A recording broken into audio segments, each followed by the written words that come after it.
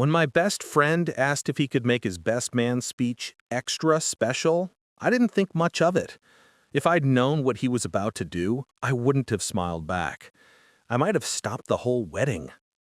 The reception was in full swing. Champagne flowed freely, guests laughed and danced, and everything felt perfect.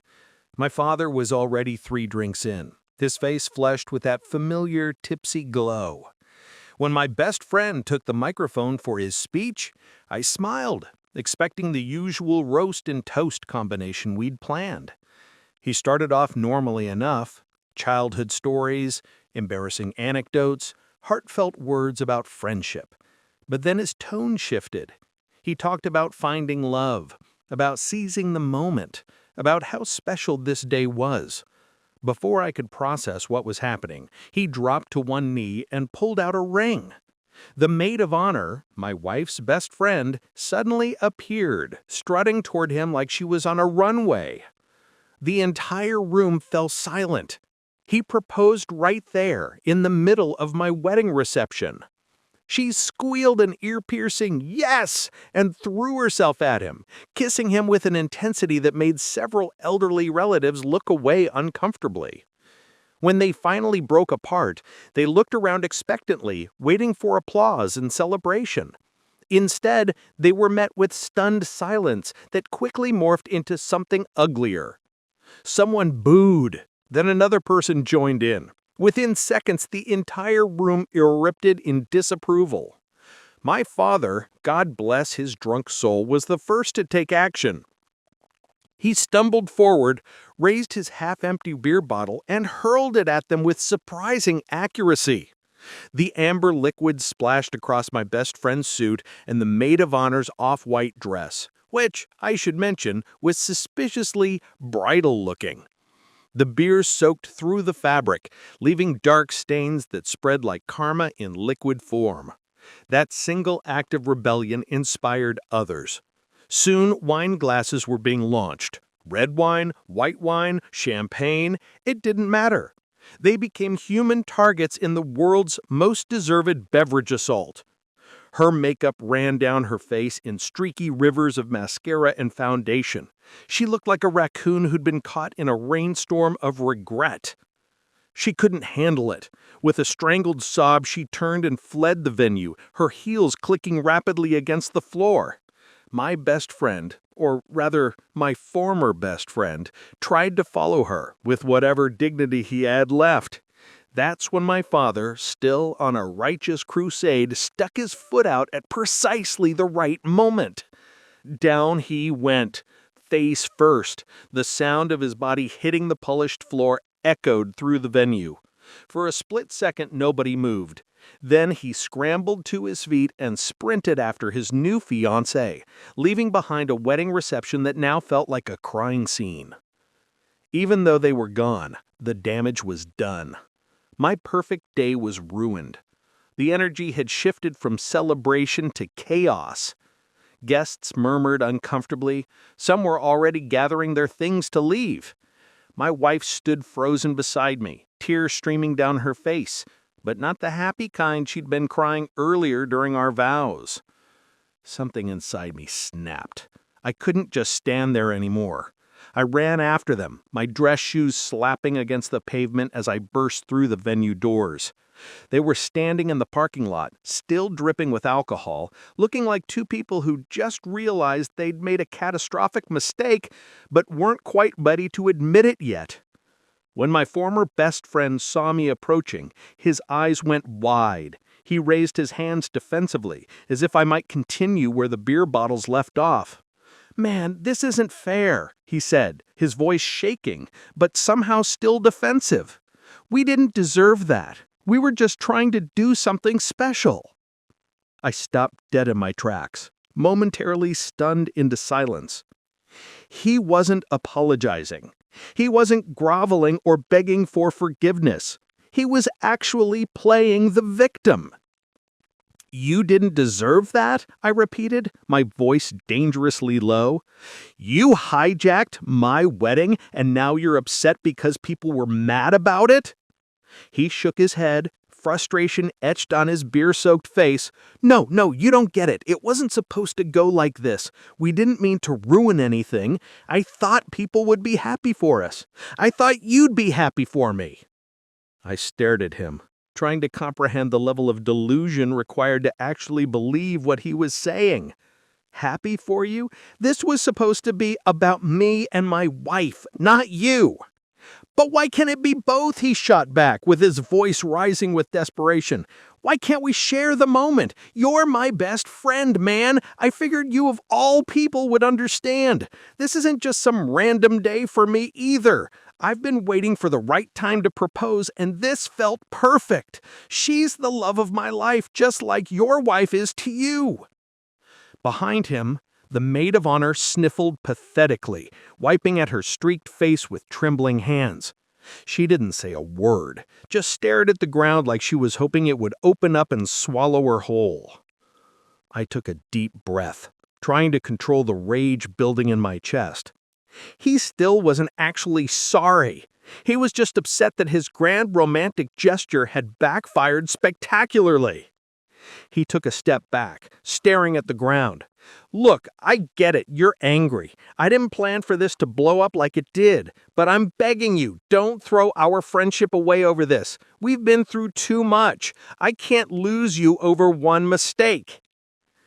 I paused, studying his face for a long moment. He was still trying to manipulate the situation, still trying to make himself seem like the wronged party. His selfishness was the problem, but he couldn't see it.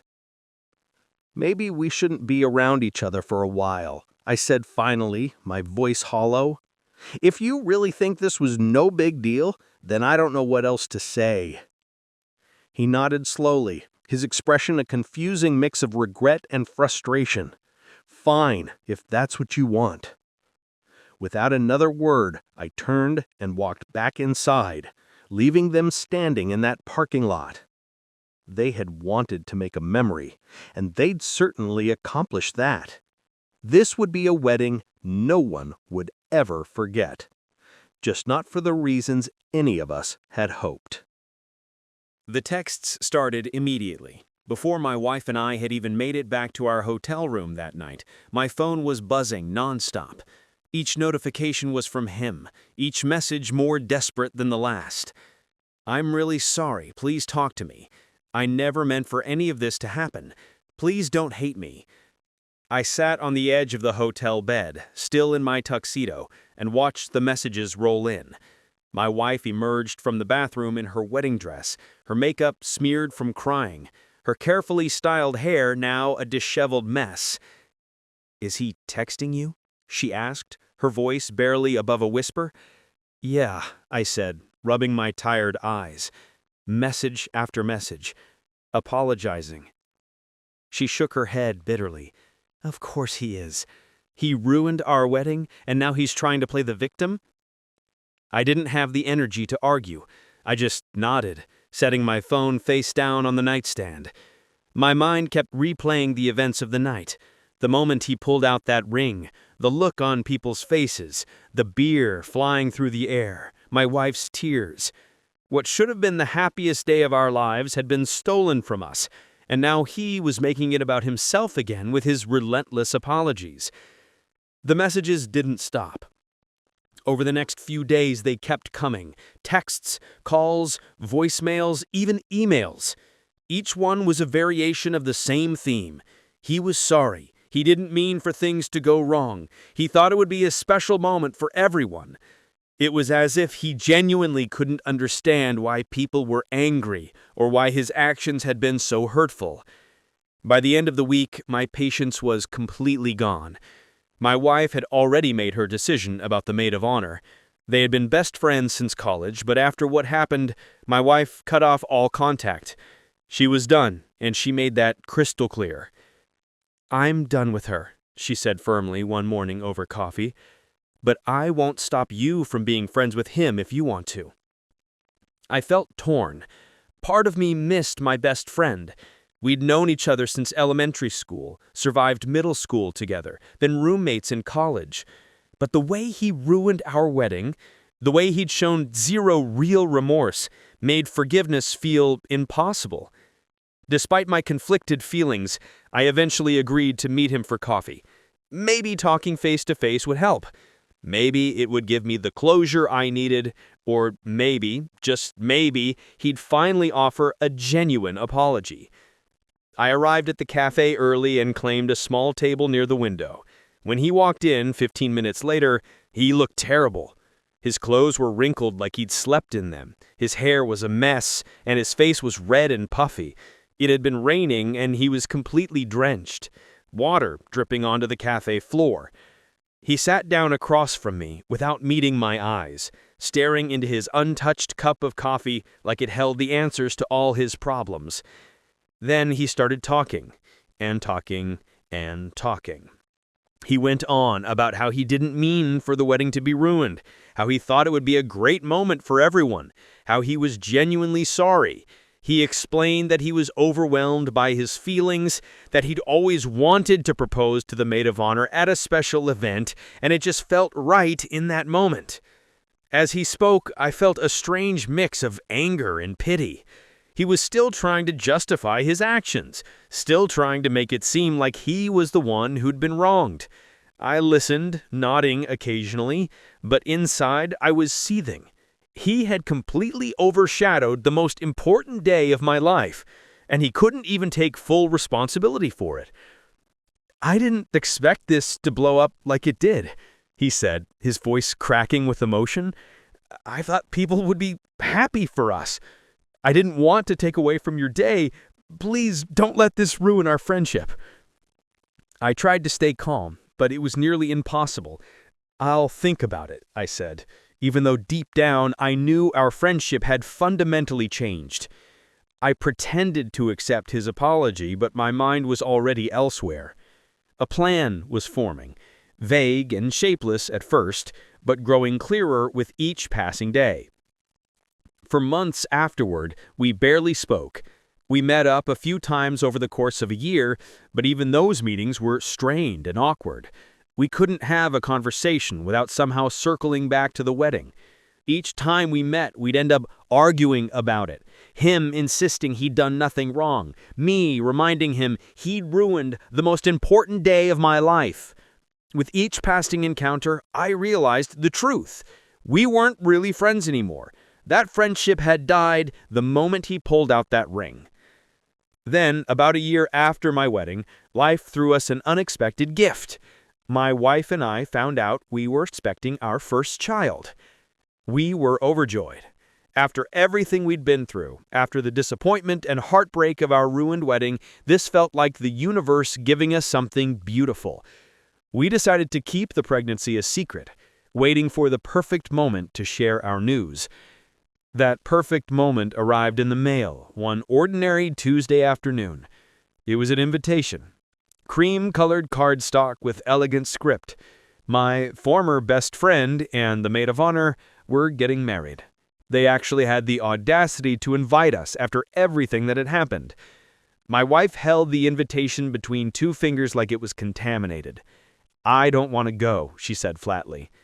"But if you feel like you need to, I'll support you and go too." I thought about it carefully. Part of me wanted to throw the invitation directly into the trash, but another darker, more calculating part saw an opportunity.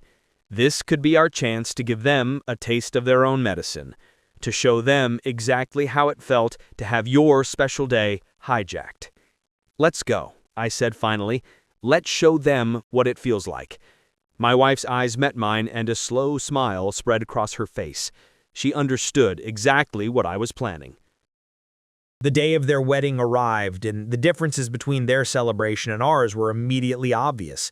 Their venue was smaller, a modest banquet hall instead of the elegant ballroom we'd rented. The guest list was noticeably shorter, too. It seemed that many people had turned their backs on them after the stunt they pulled. The room felt half empty, the atmosphere tense rather than joyful. During the reception, I waited patiently for the right moment. The speeches had been given, dinner had been served, and people were starting to relax. The room had settled into an uneasy quiet. Guests being polite but distant, their congratulations feeling obligatory rather than genuine. That's when I stood up, my wife rising beside me. "Excuse me, everyone," I said, my voice carrying across the room. "My wife and I have some exciting news we'd like to share." The room fell silent. All eyes turned toward us. In my peripheral vision, I could see my former best friend's face, his expression confused and wary. "We're having a baby," I announced, unable to keep the smile off my face. For a moment, nobody moved. Then scattered applause broke out, polite, uncomfortable clapping from guests who clearly sensed the tension but didn't want to be rude. But the mood in the room had shifted dramatically. What was supposed to be a celebration of the bride and groom had suddenly become about us. I glanced over at the head table. The groom's face had turned bright red, his jaw clenched so tight I could see the muscles working. The bride looked stunned, her mouth hanging open in disbelief. As soon as I sat back down, he stormed over to our table, his eyes burning with barely controlled fury. "This was supposed to be our day," he hissed, his voice low but venomous. I shrugged casually, taking a sip of my water. "I thought we'd both get a chance to celebrate, remember?" He glared at me, opening his mouth to argue, but no words came out. He couldn't say anything, not without being a complete hypocrite. The realization dawned on his face, and I watched him process the full weight of what I'd just done. I'd given him exactly what he'd given me. A ruined wedding, an overshadowed celebration, a memory that would forever be tainted. He stood there for another moment, fists clenched at his sides, before turning and stalking back to his table. The damage was done. The mood of their wedding was forever changed. It wasn't the joyful celebration they'd hoped for. It was awkward, tense, and uncomfortable. And honestly, it felt like justice. As the years passed, there was virtually no contact between us. The friendship that had once meant everything to me had dissolved into nothing more than distant memories. I heard through mutual acquaintances that things hadn't gone well for them, that their marriage had fallen apart spectacularly. Rumor had it that she had cheated on him and taken him for everything he was worth in the divorce. Then, completely out of the blue, I received a message from him. "I need a place to stay. She left me, took everything. I have nowhere to go. Can I crash at your place for a while?" I stared at the message on my phone screen, feeling a complicated swirl of emotions. Part of me wanted to help, that old instinct from years of friendship. But a larger part of me remembered everything he'd done, everything he'd refused to take responsibility for. I took a deep breath and typed out my response. "I'm sorry, but I can't help you. I think it's best we keep our distance." I hit send, then immediately blocked his number. The past was behind me, and I wanted to keep it that way. The revenge I'd planned had come full circle. And while I didn't take pleasure in his suffering, I also didn't feel obligated to save him from the consequences of his own actions. I thought that would be the end of it. I was wrong. A few days later, my phone buzzed with an unfamiliar number. Against my better judgment, I answered. "Please, just hear me out one more time." His voice came through, desperate and raw. "I'm at rock bottom. I don't have anyone else. I know I messed up, but this is really bad. I need your help." I sighed heavily, already regretting answering the call. "What more do you want from me? I've already told you I can't help." "I get it, okay? I really do. But think about what we had. We were best friends. I know I made a mistake, but everyone else has turned their backs on me. I'm all alone, and I don't have anyone else to turn to." I didn't respond immediately, and he took my silence as permission to continue. Over the next few days, the messages started again, each one more pleading than the last. Finally, he called once more, and I answered just to get it over with. "You don't understand," he said, his voice frantic. "I'm completely broke. She left me with nothing. I'm desperate. I know it was my fault, but I swear I've learned my lesson. Please don't do this to me. You're the only person who can help me now." I was about to hang up when he said something that made my blood run cold. I'm just asking for a chance. If you don't help me, I'll have nowhere to go. I'd even be willing to forgive you for ruining my wedding, but only if you agree to help me. You owe me that much." The words hit me like a physical blow. He was actually trying to flip the script, to make himself the victim once again, to guilt me into helping him by suggesting that I was the one who'd wronged him. "That's it," I said, my voice ice cold. "I'm done. I won't listen to any more excuses or demands." I ended the call and blocked the number permanently. That was the final straw. The friendship was officially over, and I was finally completely done with the drama. Some people might say revenge is petty, that I should have been the bigger person, but sometimes people need to learn that actions have consequences. He taught me that lesson on my wedding day, and I simply returned the favor.